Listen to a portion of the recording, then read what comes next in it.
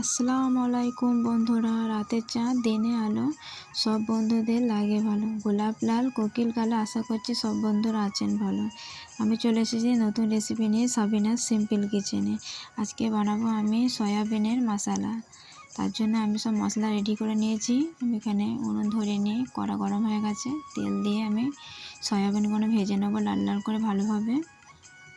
আপনারা দেখতে পাচ্ছেন কত সুন্দর করে ভাজা হচ্ছে। এরকম করে ঠিক ভেজে নেবেন। সরষের তেল আমি এটা করছি, তরকারিটাও আমি সরষের তেলেই করবো। মশলাটা সরষের তেল দিয়ে দিয়েছি আমি। তারপরে দিয়ে দিয়েছি আমি এখানে একটা তেজপাতা ফোড়নে। তারপরে এখানে আমি চপার দিয়ে আমি দুটি পেঁয়াজ, একটি টমেটো আর একটি কাঁচা লঙ্কা আমি চপ করে নিয়েছি। ভালো করে নাড়াচাড়া করে আমি ওখানে আদা রসুন আর লবণ দিয়ে দিলাম এখানে স্বাদ মতন। তো এখানে মশলা দিয়ে ভালোভাবে মশলাটাকে আমি কষিয়ে নেবো। ভালোভাবে কষানো হয়ে যাবে। ভালোভাবে কষানো হয়ে গেছে, দিয়ে আমি এবার এতে সয়াবিনগুলো দিয়ে ভালোভাবে আরও ভালোভাবে কষিয়ে নেব। দেখতে পাচ্ছেন মশলাটা খুব সুন্দরভাবে কষানো হয়ে গেছিলো। দিয়ে আমি এখানে ভেজে রাখা সয়াবিনগুলো আমি আবার দিয়ে দিলাম। দিয়ে ভালোভাবে এখানে মশলাটাকে আমি কষাবো।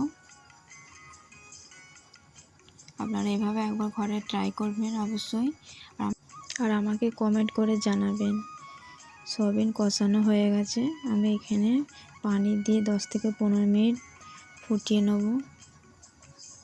10 থেকে 15 মিনিট ফোটালেই হবে, হালকা আছে। 10 থেকে 15 মিনিট ফোটানো হয়ে গেছে। এবার এতে আমি অল্প পরিমাণ ঘি আর একটু গরম মশলা দিয়ে নামিয়ে নিলি রেডি সয়াবিনের মশলা। দেখতেই পাচ্ছেন কত সুন্দর হয়েছে মশলা, অনেক সুন্দর হয়েছে, খেতেও খুবই সুস্বাদু হবে, খুবই ভালো হয়েছে। ভিডিওটি কেমন লাগলো অবশ্যই লাইক কমেন্ট শেয়ার করবেন, আর সাবস্ক্রাইব অবশ্যই করবেন নিত্য নতুন ভিডিও পাওয়ার জন্য। সবাই ভালো থাকবেন। আল্লাহ হাফিজ, টেক কেয়ার।